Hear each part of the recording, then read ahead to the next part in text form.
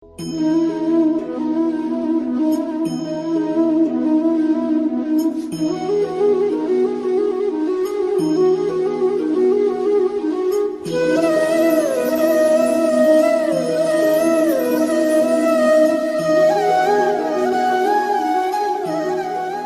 मन के बहकावे में ना मन राह भुलाए, भ्रम में डाले। तू इस मन का दास न बन, इस मन को अपना दास तू बना ले। Hello everyone, this is Krishna Sharma and you are watching Aakash Krishna motivation. आज बहुत ही सुहाना मौसम था, मन के आप लोग से एक बहुत ही सुंदर कहानी शेयर करने का।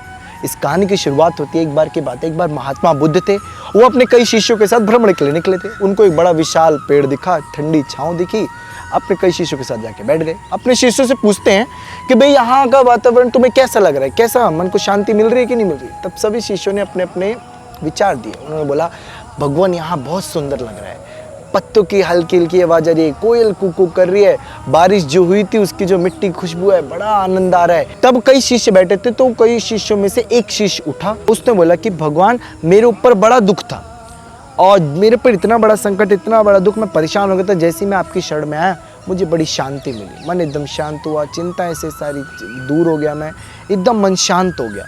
लेकिन मुझे ये समझ में नहीं आया कि दुख है क्या, दुख क्या है। तब भगवान महात्मा बुद्ध ने बोला कि मैं इसको एक कहानी के माध्यम से बताऊंगा, ध्यान सुनेगा। तो आप लोग भी वो कहानी ध्यान सुनेगा। उन्होंने बोला महात्मा बुद्ध ने कि एक बार की बात है, एक बार एक नगर में एक सेठ रहा करता था, बड़े व्यापारी था वो, बहुत सारे बिजनेस चल रहे थे। बिजनेस वर्क से वो सिटी भी जाया करता था, मतलब शहरों में भी जाया करता था। एक दिन वो शहर में गया था मीटिंग से, बिजनेस मीटिंग से। तो बिजनेस वर्क करने के बाद जब उसको फ्री टाइम मिला तो उसने सोचा कि चलो यहाँ की मार्केटिंग घूम लें। तब वो कई जगह जगह जाके अपनी मार्केटिंग करने लगा, देखने लगा अच्छी अच्छी चीज़ें। तो उसको एक शोपीस था, बड़ा सुंदर था, वो पसंद आ गया उसको, बड़ा महंगा था पर शोपीस को। उसने तुरंत खरीद लिया, उसको बड़ा अच्छा लगा शोपीस।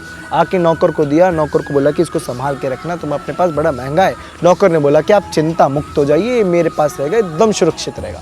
लेके गया, टेबल पे रखा, सफाई कर रहा था, धक्का लगा हाथ से, वो शोपीस फट से नीचे गिर के टूट गया। अब जैसे टूटा, मालिक को बड़ा गुस्सा आया। अब गुस्सा तो इतना है, लेकिन गुस्सा वो नौकर पे कर नहीं पा रहा। तो उसने सोचा इतनी छोटी सी बात के लिए मैं गुस्सा करूंगा, इतने सालों से मेरे यहाँ काम कर रहा है, वफादार है, इतने के लिए गुस्सा करूं तो ये ठीक नहीं होगा। मन ही मन अपने गुस्से को समेटते रहा। लेकिन रात शाम का खाना ठीक से नहीं खाया, रात में नींद नहीं आ रही, वही सोचता जा रहा है कि मेरा इतना महंगा शोपीस आया था, टूट गया टूट गया टूट गया टूट गया। उठा, बाहर आया कमरे में, नौकर उसी के घर में सोता था, नौकर को सोता हुआ देख रहा है, बड़ी आराम से खर्राटे मार के सो रहा है। उसको बड़ा गुस्सा आया। उसने बोला कि भाई मेरा इतना महंगा शोपीस टूटा, लेकिन इसी से टूटा, लेकिन ये बड़े आराम से सो रहे खर्राटे मार के। सुबह बताता हूँ। थोड़ा एक विचार लगाया, सुबह उठे वो, नौकर ने जैसे ब्रेकफास्ट दिया, ब्रेकफास्ट करने के बाद बोलते हैं कि भाई तुम्हें पता है वो शोपीस में किसके लिए लाया था जो तुमने तोड़ा था कल? तो जो नौकर था उसने बोला भाई किसके लिए लाए थे आप? उसने बोला कि मैं तुम्हारे लिए लाया था, बड़ा महंगा था, मैं सोचा तुम इतने वफादार हो, मेरे साथ इतने सालों से जुड़े हो, तो मैं सोचा तुम्हें गिफ्ट दूं, लेकिन तुमने वो तोड़ दिया। अब नौकर को बड़ी गिल्टी फील होने लगी कि भाई इतना महंगा शोपीस सेठ जी मेरे लिए लाए थे और मेरे से ही टूट गया है, ये तो बड़ी गलती हो गई। अब जो कंडीशन सेठ के साथ थी कल, वो आज हो गई नौकर के साथ। रात में उसने भी खाना ठीक से नहीं खाया, रात भर सोचता रहा। महात्मा बुद्ध ने यही कहानी को स्टॉप किया और पूछा कि बताओ दुख क्या है? तब उसमें से एक शिष्य उठा, उसने बोला कि भाई दुख एक विचार है प्रभु। महात्मा बुद्ध ने बोला बिल्कुल ठीक बोला, दुख एक विचार है। इस विचार के साथ जिसको जोड़ लोगे वो दुखी हो जाता है। वो सेठ ने उस विचार को अपने साथ जोड़ लिया, दुखी हो गया।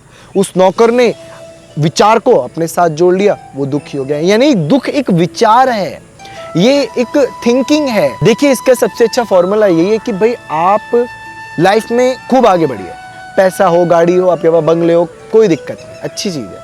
लेकिन हर चीज़ को अपने साइड में रखकर उसको ज़ीरो माना करो, यानी वो आपके लिए नश्वर है, यानी वो एक टेम्परेरी है। आपकी सोल, आपकी आत्मा और भगवान सिर्फ एक परमानेंट है, बाकी सारी चीज़ टेम्परेरी है, नो वैल्यू। मेरे लिए कोई वैल्यू नहीं है इसके लिए। एक ना एक दिन सभी को छोड़ के ऊपर ही जाना है भाई, भगवान के पास। तो अपनी लाइफ में ये करोगे तो आपका क्या होगा, घमंड नहीं आएगा आपके अंदर। पहली चीज़ घमंड नहीं आ सकती आपके अंदर, और दूसरी चीज़ आपका मन सदैव शांत रहेगा और आपके पास दुख आ ही नहीं गाएगी। भाई दुख तो तभी आएगा जो आपकी चीज़ जा रही होगी आपसे। आप बोलोगे this is temporary for me, तो आपका दुख कैसा रह जाएगा। तो इसी के साथ मैं होप करता हूँ कि आपको बहुत सारी चीज़ जानने को मिली होगी। कमेंट बॉक्स में बताइएगा कि और भी किस तरह की कहानी आप सुनना चाहते हैं। लास्ट में यही बोलूँगा कि यही जगत की रीत है और यही उस श्री कृष्ण का गीत है, मन के हारे हारे मन के जीते जीते। मिलते हैं आपसे अगली वीडियो में, तब तक ले जय हिंद जय Bharat. Thank you so much.